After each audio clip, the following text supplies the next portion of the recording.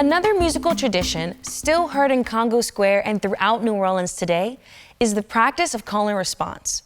Through this important form of communication, enslaved Africans and free people of color were able to communicate important messages and express themselves in ways they were otherwise restricted from doing. To demonstrate, we have a West African chanting song which invites listeners to respond to each of its vocal calls. I'll start by leading the calls, then you can respond with the musicians anytime you're ready. Let's give it a try.